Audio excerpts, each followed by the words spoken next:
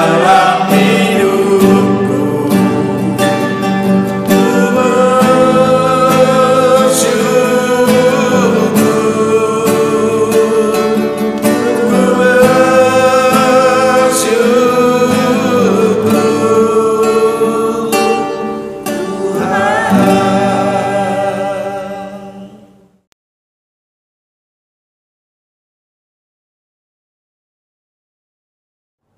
Terima kasih atas kesaksian pujian dari keluarga Alfonso Gutom. Tuhan Yesus memberkati. Bapak, Ibu, serta saudaraku yang dikasihi Tuhan, sebelum masuk dalam pemberitaan firman Tuhan, marilah kita persiapkan pembacaan Alkitab yang terambil dari kitab Maleakhi pasal 1 ayat 6 sampai 14. Kitab Maleakhi pasal 1 ayat 6 sampai 14. Jika sudah diketemukan, biarlah Alkitab kita tetap terbuka. Marilah kita satu dalam doa mohon bimbingan Roh Kudus. Mari kita berdoa. Ya Tuhan Allah Bapa kami yang Maha Pengasih dan Maha Penyayang, kembali kami datang Tuhan dalam hadirat-Mu. Kami mensyukuri untuk setiap kebaikan Tuhan dalam kehidupan kami yang tiada hentinya kami rasakan hingga saat ini. Ya Tuhan, pada malam hari ini bersama-sama dengan keluarga, kami datang dalam hadirat-Mu. Kami hendak membaca sebagian dari firman-Mu dan merenungkannya. Kiranya Tuhan kuasai hati dan pikiran kami. Bersabdalah ya Tuhan, kami siap untuk mendengarkannya.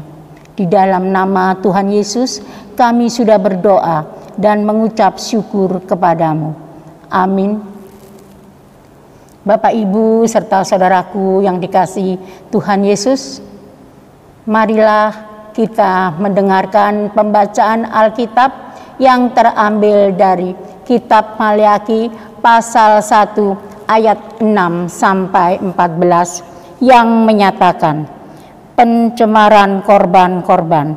Seorang anak menghormati bapaknya dan seorang hamba menghormati tuannya. Jika aku ini bapa, di manakah hormat yang kepadaku itu? Jika aku ini tuan, di manakah takut yang kepadaku itu?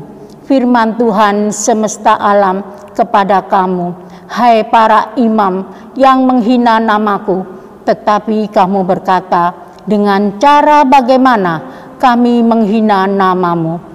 Kamu membawa roti cemar ke atas mezbahku, tetapi berkata, dengan cara bagaimanakah kami mencemarkannya? Dengan cara menyangka meja Tuhan boleh dihinakan. Apabila kamu membawa seekor binatang buta untuk dipersembahkan, tidaklah itu jahat? Apabila kamu membawa binatang yang pimpang dan sakit, tidaklah itu jahat? Cobalah menyampaikannya kepada bupatimu. Apakah ia berkenan kepadamu? Apalagi menyambut engkau dengan baik. Firman Tuhan semesta alam. Maka sekarang cobalah melunakkan hati Allah, supaya ia menghasihani kita. Oleh tangan kamulah terjadi hal itu. Masakan ia akan menyambut salah seorang daripadamu dengan baik. Firman Tuhan semesta alam. Sekiranya ada di antara kamu yang mau menutup pintu, supaya jangan kamu menyalakan api di mezbahku dengan percuma. Aku tidak suka kepada kamu, firman Tuhan semesta alam, dan aku tidak berkenan menerima persembahan dari tanganmu, sebab dari terbitnya sampai kepada terbenamnya matahari, namaku besar di antara bangsa-bangsa, dan di setiap tempat dibakar dan dipersembahkan korban bagi namaku, dan juga korban sajian yang tahir. Sebab namaku besar di antara bangsa-bangsa, firman Tuhan semesta alam. Tetapi kamu ini menajiskannya, karena kamu menyangka meja Tuhan memang cemar dan makanan yang ada di situ boleh dihinakan. Kamu berkata, lihat, alangkah susah payahnya dan kamu menyusahkan aku, firman Tuhan semesta alam. Kamu membawa binatang yang dirampas, binatang yang timpang dan binatang yang sakit. Kamu membawanya sebagai persembahan. Akan berkenankah aku menerimanya dari tanganmu, firman Tuhan. Terkutuklah penipu yang mempunyai seekor binatang jantan di antara kawanan ternaknya yang dinasarkannya, tetapi ia mempersembahkan binatang yang cacat kepada Tuhan. Sebab aku ini raja yang besar, firman Tuhan semesta alam, dan namaku ditakuti di antara bangsa-bangsa. Demikianlah pembacaan Alkitab. Berbahagialah semua orang yang mendengar firman Tuhan dan melakukannya. Terpujilah Kristus. Haleluya. Silakan duduk. Bapak, Ibu, serta saudaraku yang dikasihi Tuhan Yesus, renungan pada malam hari ini diberi judul Hormati Selayaknya. Bapak Ibu yang terkasih dalam Tuhan kita Yesus Kristus, dalam bacaan kita hari ini berbicara soal pengajaran. Seringkali kita menjumpai dengan pengajaran tersebut.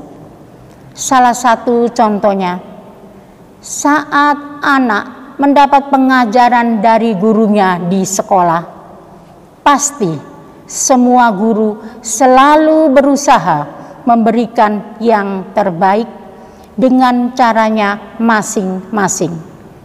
Tetapi terkadang anak tidak mau mendengarkan pengajaran dari guru yang ada di sekolah. Alasannya bermacam-macam. Ada yang merasa lebih mengerti daripada gurunya. Ada juga yang menganggap rendah gurunya karena keterbatasan guru tersebut. Nah, perbuatan seperti ini tidak seharusnya dilakukan oleh generasi muda, karena ini bisa merusak moral dan citra sebagai seorang murid. Sebagai seorang orang tua, sudah seharusnya untuk selalu mendidik anak-anak untuk mau menerima pengajaran dari guru maupun orang di sekitar. Memang ada kalanya orang tua atau bahkan guru itu salah, tapi bukan dengan melawan atau membantah. Itu bukan solusi yang tepat. Bapak, Ibu, serta saudaraku yang dikasihi Tuhan Yesus, hal yang sama tentang pengajaran pun terjadi, tetapi dengan konteks yang berbeda, yakni terjadi di kehidupan bangsa Israel. Setelah dari pembuangan dari tanah Mesir, mereka mengerti bahwa yang menyelamatkan mereka adalah Tuhan Yesus sendiri melalui perantaraan Musa. Tetapi karena mereka sudah merasa bebas, karena tidak dijajah lagi, hidup makmur di Yerusalem, mereka tidak mau mendengarkan perintah Tuhan. Apalagi saat mereka melihat kehidupan bangsa Babel yang serba mewah dan bebas. Perlu diketahui, bebas di sini dalam artian hidup yang melanggar kehendak Tuhan. Nah, karena itu bangsa Israel merasa iri dan akhirnya mereka membawa gaya hidup bangsa Babel ke dalam Yerusalem. Karena itulah Tuhan merasa sedih melihat bangsa yang dicintainya tidak lagi menghormatinya sebagai Tuhan dan Juru Selamat. Bapak, Ibu, serta saudaraku yang dikasihi Tuhan Yesus, dari sebuah kejadian itu kita bisa mempelajari bahwa kehidupan kita bukan hanya tentang hidup mewah, namun kita memandang Tuhan Yesus sebagai guru. Tuhan yang selalu menasihati kita untuk selalu berusaha melakukan yang terbaik dan berkenan bagi Tuhan. Sebenarnya untuk menghormati Tuhan itu tidak terbatas pada kita beribadah kepada Tuhan, masuk ke gereja, selalu ikut kegiatan, bahkan pelayanan gereja. Bukan hanya saudara, tetapi dengan sikap dan perbuatan kita sehari-hari, itu sudah mencerminkan apakah saudara menghormati Tuhan atau tidak. Karena saat kita sungguh-sungguh kepada Tuhan, apa yang pasti ada dalam diri kita adalah kasih bagi sesama.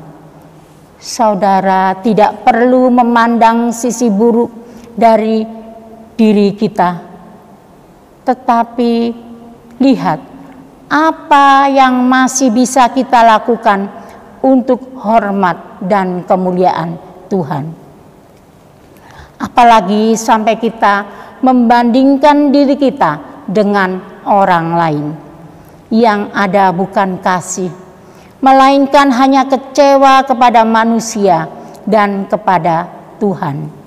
Mari Bapak, Ibu, Saudara, terus tanamkan dalam diri kita untuk mau mendengarkan nasihat dari orang lain dan tetap jadikan Tuhan Yesus sebagai nahkoda di hidup kita. Tuhan Yesus memberkati.